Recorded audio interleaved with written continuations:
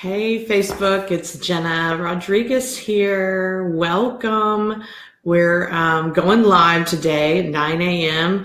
to answer your questions. Today is Q&A directly with me, and anything goes. So any questions you may have, I am here to answer. So again, we are celebrating this month of September for my rebrand of Brave Masters. Previously, we were brand with Jena, and I made a decision that we are evolving and growing and expanding, and it was time to rebrand.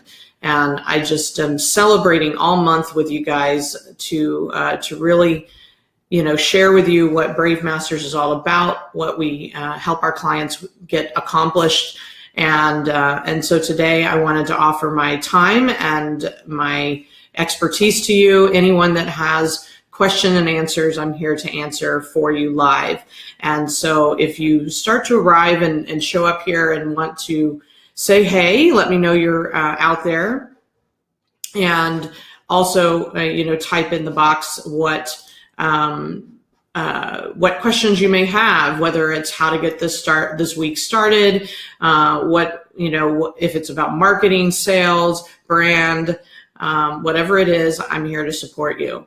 And, this has been an exciting week. We're a little bit over halfway through our celebration, and it's been really great to see the engagement and to see you guys playing along and asking questions, commenting, and I just really appreciate that. So I just want to take a second to say thank you. And it's not over. We're going to go all the way through the 30th of this month, giving something away every single day, giving you, things to think about. We gave away our swag last week, and we've got some great stuff coming up as well.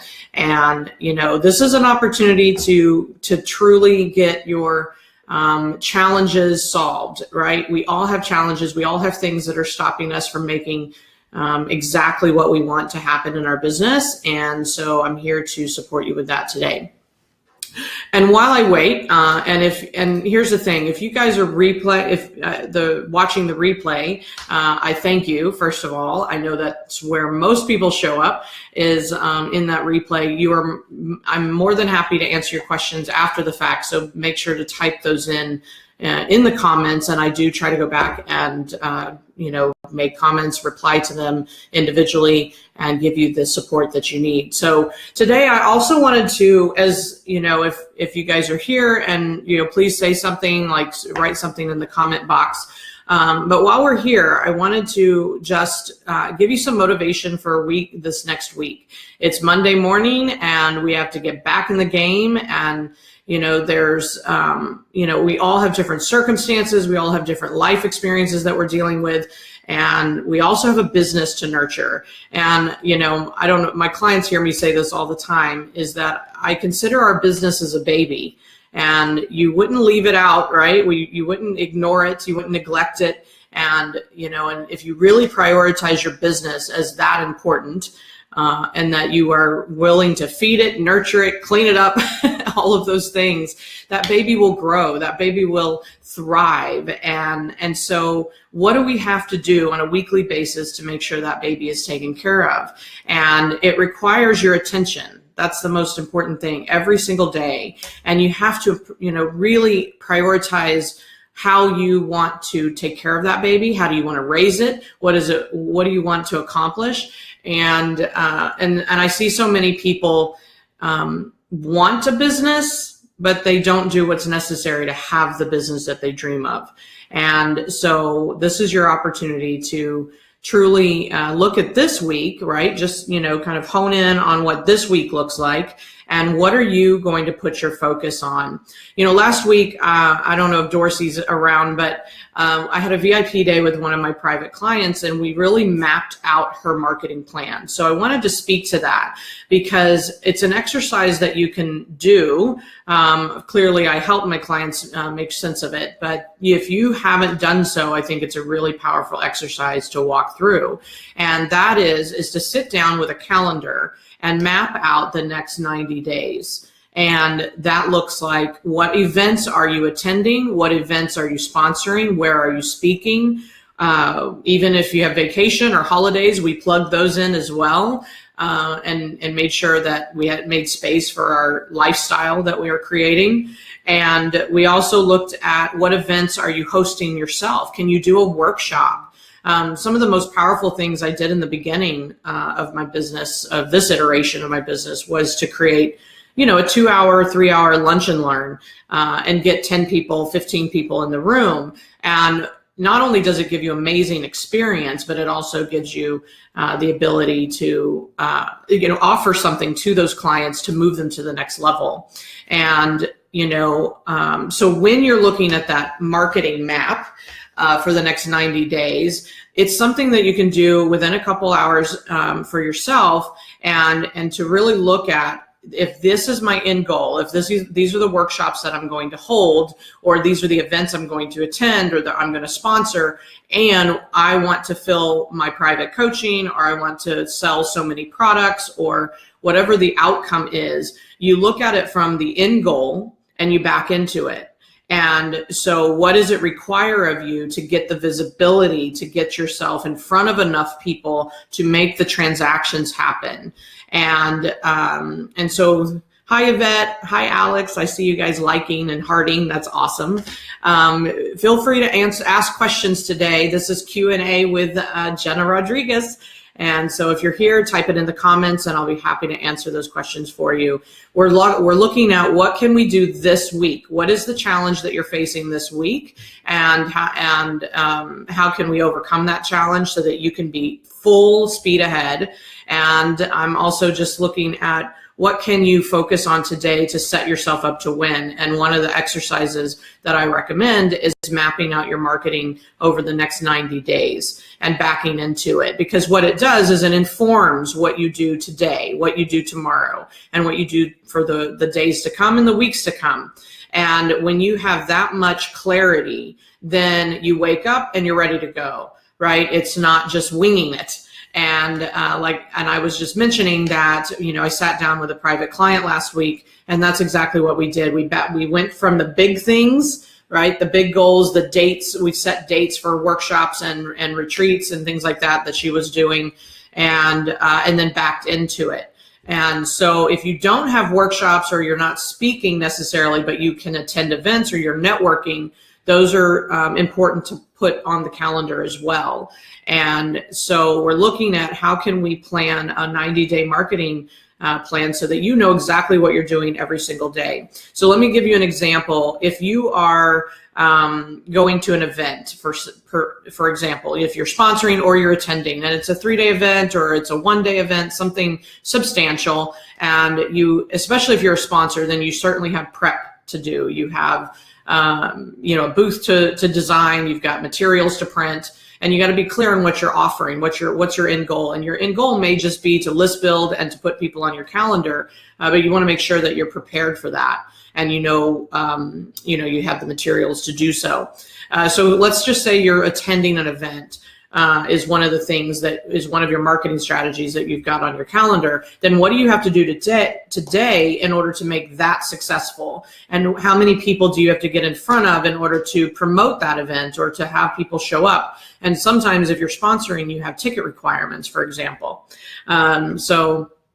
Today might be make a list of all the materials that you need to develop or to print, and then give yourself another deadline as to when you have to have those to the printer. Another thing is you might look at, if you have ticket requirements, for example, if you're a sponsor, maybe you're speaking, a lot of times sponsorships come with ticket requirements where you have to fulfill those. Well, then how many calls are you going to make that happen? So whatever your end goal is, and and if you are in fact speaking or you're doing your own workshops, then how many people do you have to get in front of in order to fill those workshops? That's the other thought. I'm going to pause here. So if you guys are here, please, this is Q&A Monday. So please put your questions in the box. And if you're replay watching, you can still put the questions in the comments and I will come back to them. So I'm here to give you and pour into you as much as I possibly can. And other in between, I'm just giving some tips and tricks about your marketing plan. Hey, Kimmy, how are you? My Kimberly Divine. Good to see you. Good morning. How are you? Yeah, so back to the 90-day marketing plan while you guys think of your questions. One of the things that we worked on in my VIP day with my client is not just plotting, the actual event or the end game, right? But we also looked at what are my daily focuses, right? Every morning we have to do what? And one of the things we suggested was Facebook Live, right? Get out there every single Wednesday, for example, and get visible and talk to people, share your expertise, invite them to be a part of what's coming up, right? And the more you are visible, the more likely people will create a relationship with you, and therefore they'll want to potentially take part in your workshops or your speaking or your sponsorships, et cetera. And then then from there, they can even get on your calendar and see about working with you further if there's a bigger conversation to have, but what are you doing on a consistent basis to get visible and to make yourself marketable? And it can be Facebook Live, it can be social media, it can be speaking, it can be attending events. And the thing is, I always look at, this is kind of the tip of the day, no matter what you're doing, is to think of your conversion strategy. And it's not an ugly word. Conversion strategy means that when I network, what's the outcome that I'm looking for?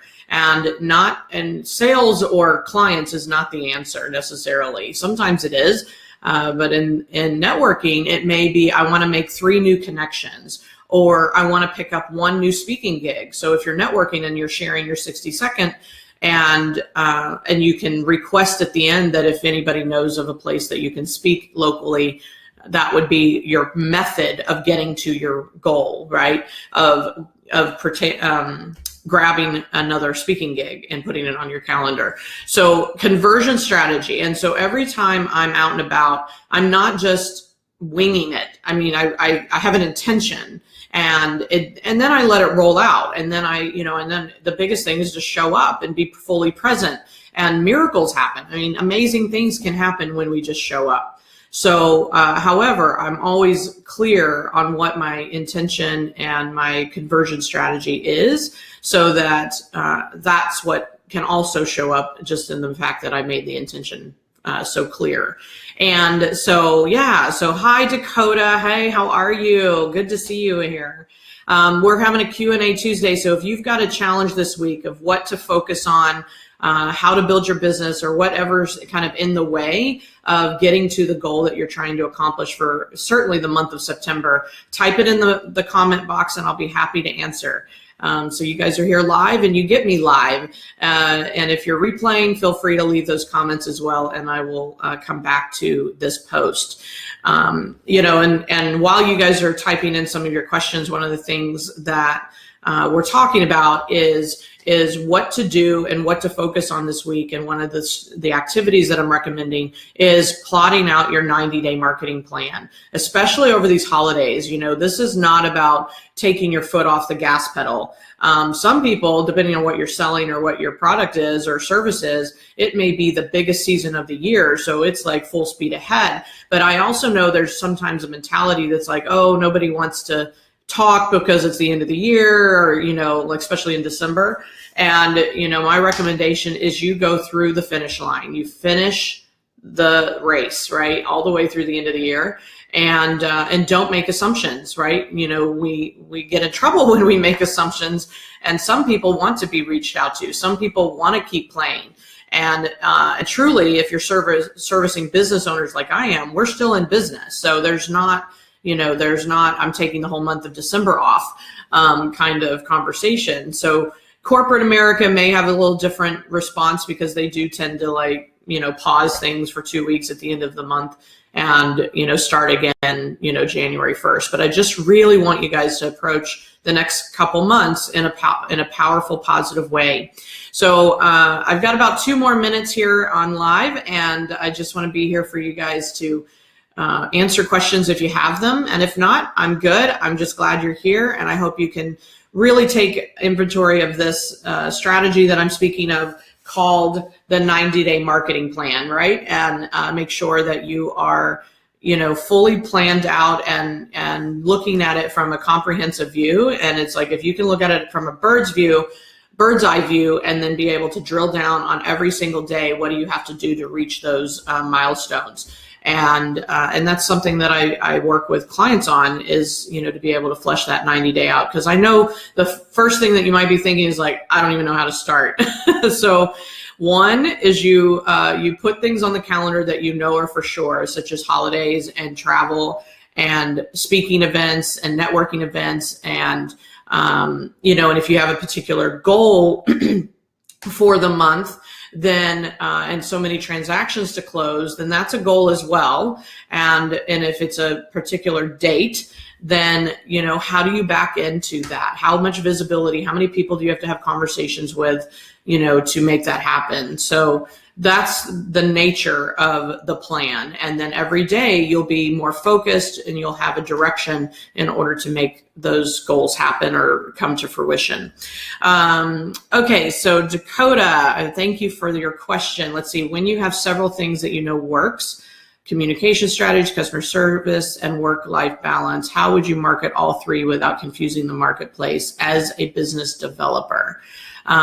So I think I understand the question, and you can maybe correct me if I'm missing the mark. Are you speaking to, you've got multiple things that you want to promote, and how do you speak to all of them, or really trying to figure out who you are as a brand and how do you want to be known? Let's see, work. What does that mean? When you have several things that works.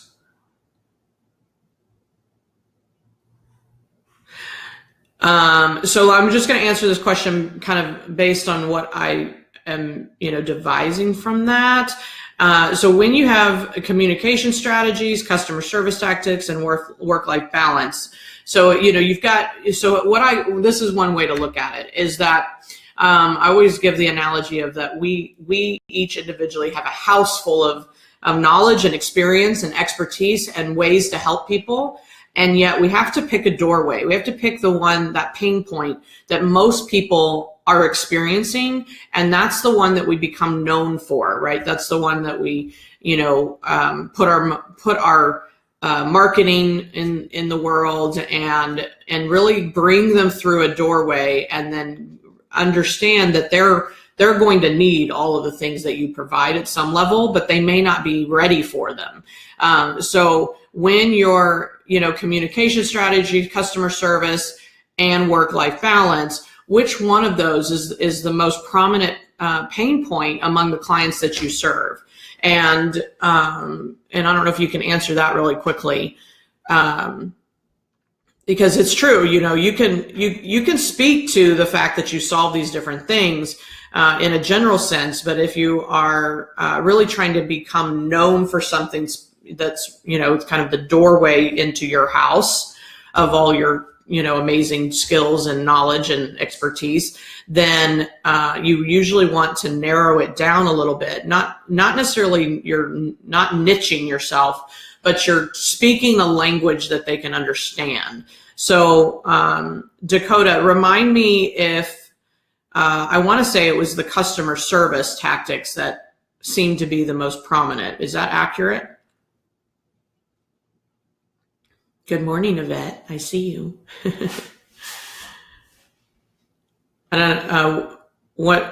Yeah, okay. So thank you. Yes. So the customer service tactics, which then leads to, clearly it's usually a communication issue. and then either they're, and then I think it can feed into work-life balance. So if customer service tactics, if you really started to have that conversation at a bigger level, then people would be like, you need to go to Dakota when it's a customer service situation.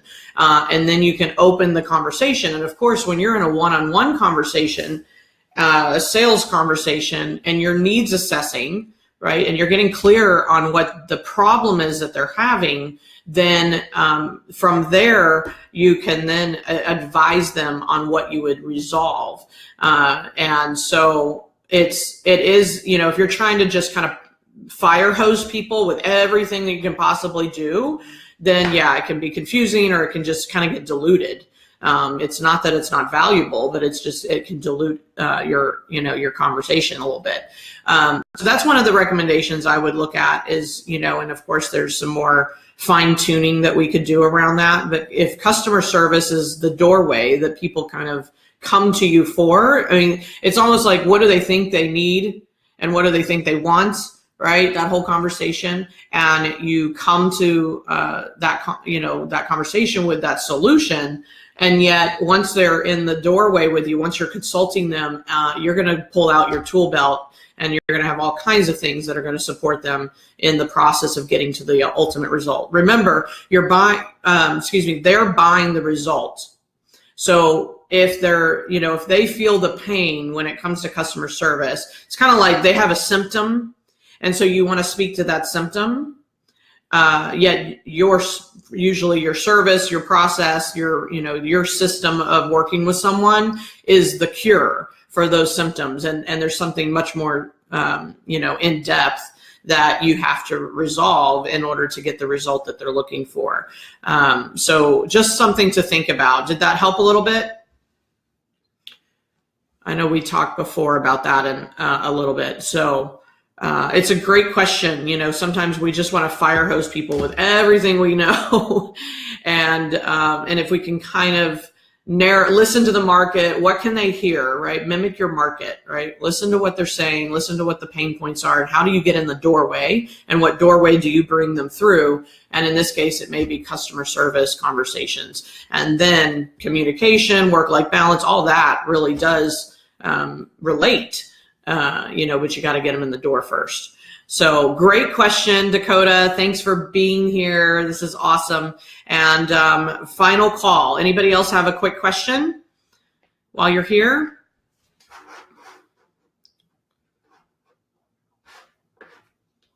And if not, I'm going to call it a day, and just thank you again for the question, Dakota.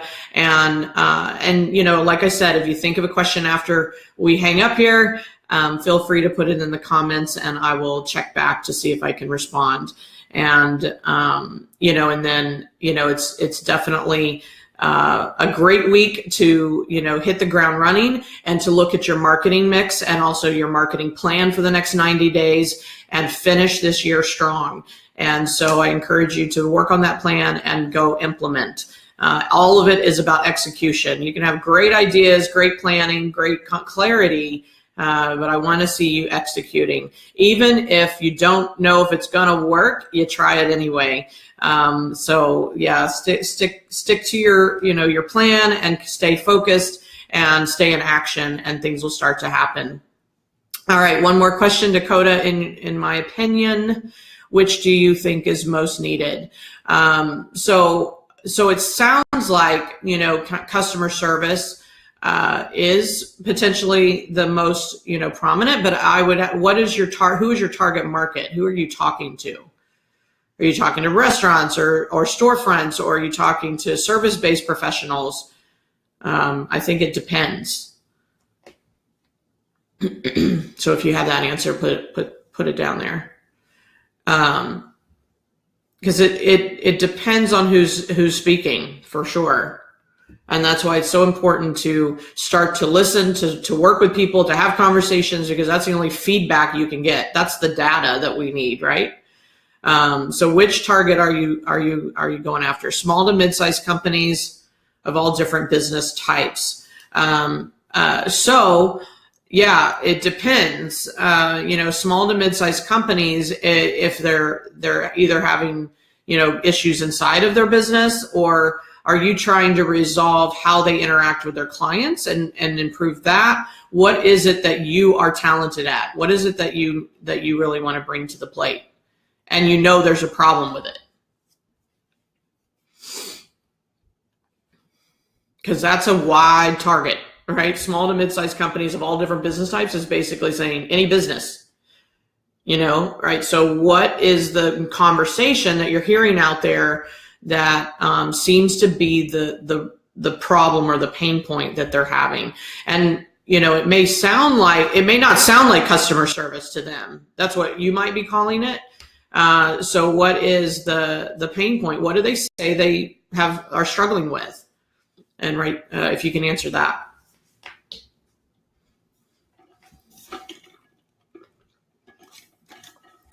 If anybody else is here, say hi.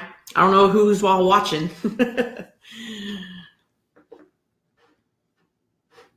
What's the pain point? What are they saying they think their problem is?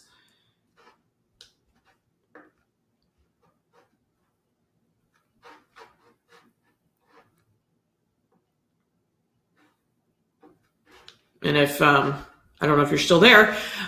So that would be my next question. We've got to look at this more comprehensively. So your answer is internal and external. Is that customer service? I'll get you those answers for next Tuesday. Okay, great.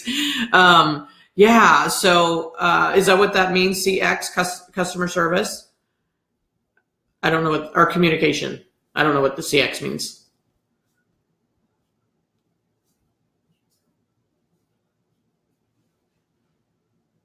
Yes, communication, I think. Okay, so if that's what that means, internal, okay, customer service, thank you. So if internal and external customer service, so what's happening, I think is the most important thing to look at, because, what's happening to them? What is the pain? What are they struggling with? What are the current results are they getting that they don't want? I mean, are they is the employees unhappy? Are the employees struggling to, are they rude to the customers? Like, what's happening that the decision makers, right? Those are who's gonna hire you, are seeing as a symptom in their business. That's the next question. Call outs, disgruntled employees, frustrated leaders.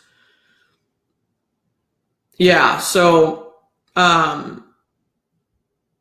with that, I don't know if that's customer service or it's they may think like, hey, these employees are just acting out and I don't know what to do with them, and they won't do what I say, and they won't follow the leadership and things like that. And you may listen to that and go, okay, this is actually a communication problem internally. Because if your employees are happy, then they'll usually treat the customers just fine, right? If you prioritize your employees and your staff and your team and make sure they're good, then how they behave to customers is a byproduct, right? It's an improvement.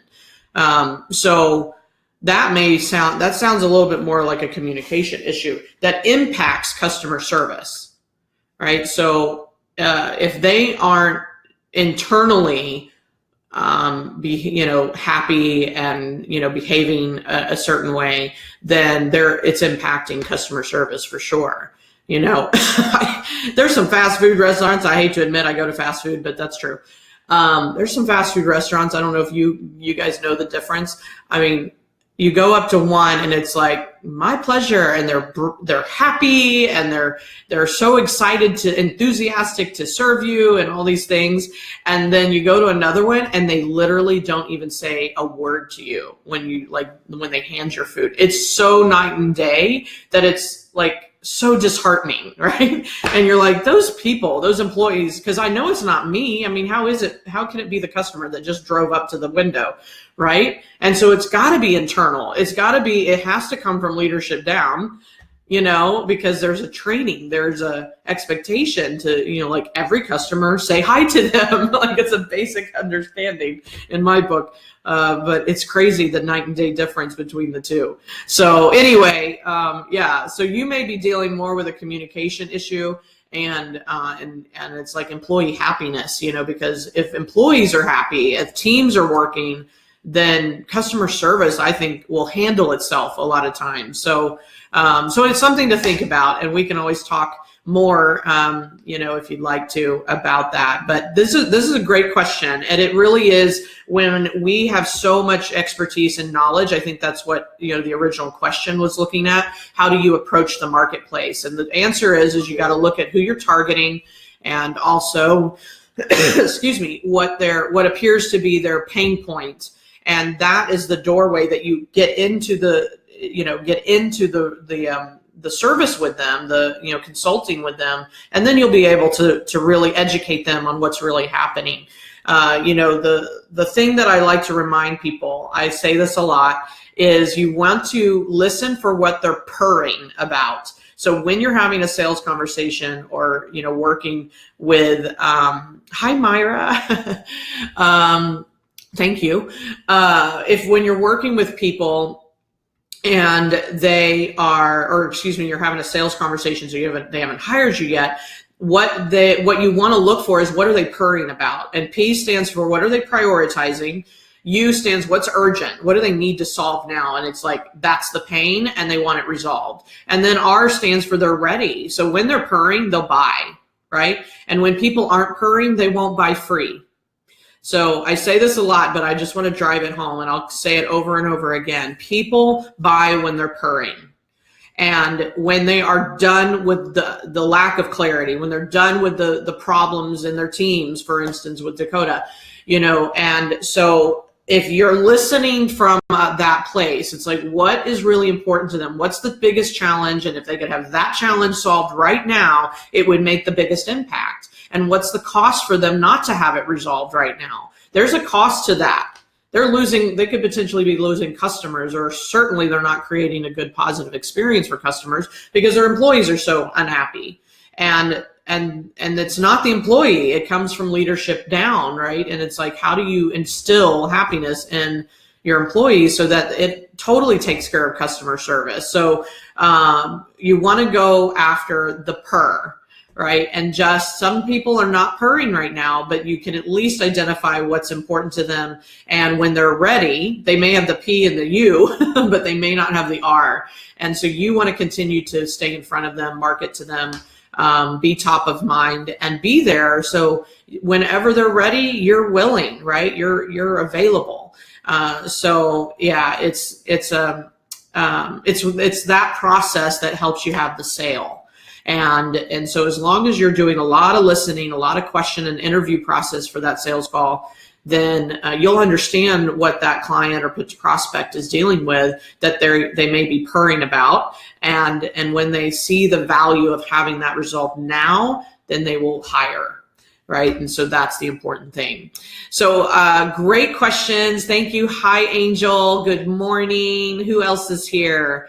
We had Yvette, we have Dakota, we got Myra, I saw Kim. This is great. So you guys, thank you so much for playing along, and I could be here all day long, but we will have some more Q&A opportunities here in the group and for our continued celebration, and it'll be something that I continue to do as much as I can. And hey, David, great to see you. Thank you. Thanks for the compliment. And, and just really be focused on your marketing plan. Make sure you have one, and stay in implementation this week. Just continue to execute. Get focused on what your doorway is, right? What are people really wanting to know more about that you solve? And you don't have to give them the whole house all at once, right? You just have to really focus in on what's the biggest pain point people are having, and then they'll hire you for that brilliance, and then you'll be able to really wow them with everything else that that will resolve their biggest issues. And just stay in motion around having those sales calls and making sure that you're reaching out to enough people this week. So until next time, thank you for being here. Again, thank you replayers as well. And stay engaged. We've got some more great stuff with the celebration this month for our rebrand to Brave Masters, and then we'll be back in touch. So thank you so much. You guys have an awesome day, And keep commenting. I'll come back and check for additional questions. Have a great one.